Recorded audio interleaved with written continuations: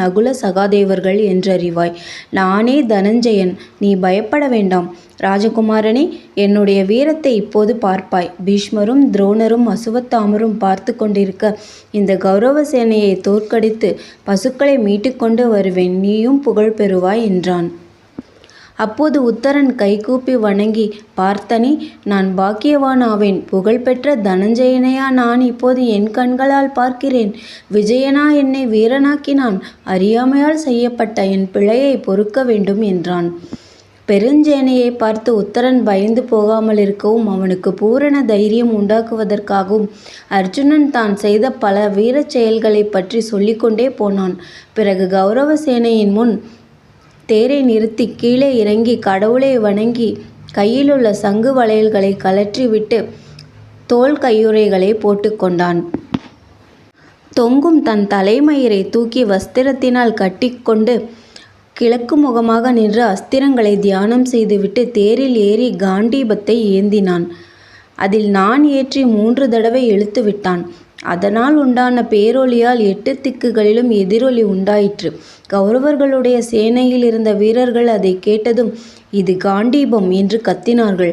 அர்ஜுனன் தன் உருவம் நன்றாக விளங்கும் தேரின் மேல் நின்று தேவதத்தன் என்கின்ற தன்னுடைய சங்கை வாயில் வைத்து ஊதினான். கௌரவப்படை நடுங்கிற்று. பாண்டவர்கள் வந்துவிட்டார்கள் என்று சேனை முழுவதும் பரபரத்தது. அந்தப்புற பெண்கள் முன் சூரனைப் போல பேசி சேனையை கண்டதும் பயந்து ஓடிய உத்தரனுடைய கதை பாரதத்தில் அமைந்திருப்பது ஹாஸ்யத்திற்காக மட்டிலும் அல்ல. குணங்களை படைத்தவர்கள் அத்தகைய குணங்கள் இல்லாதவர்களை பார்த்து வெறுப்பது மனித சுபாவம். வீரம் படைத்தவர்கள் வீரம் காட்ட முடியாமல் பயப்படும் ஜனங்களை பார்த்து இகழ்வது சகஜம். ஆனால் தனஞ்சயன் அவ்வாறு செய்யவில்லை. மகாத்மாவும் உண்மை வீரனுமான அவன் உத்தரனும் உடைய நிலையை கண்டு அவனுக்கு வேண்டியதை செய்து அவனையும் வீரனாக்கினான்.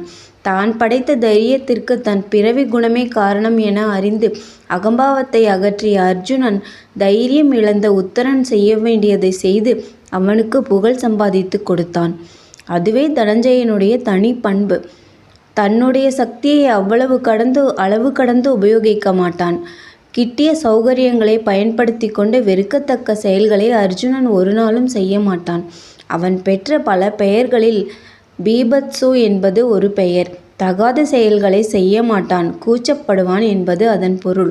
அர்ஜுனனால் வீரனாக்கப்பட்ட உத்தரன் பிறகு பெரிய குருக்ஷேத்திர யுத்தத்தில் யானை மேல் சென்று சல்லியனை எதிர்த்து வீரஸ்வர்க்கம் அடைந்தான் என்பது பின்னால் சொல்லப்படும். நன்றி. மீண்டும் அடுத்த அத்தியாயத்தில் சந்திப்போம்.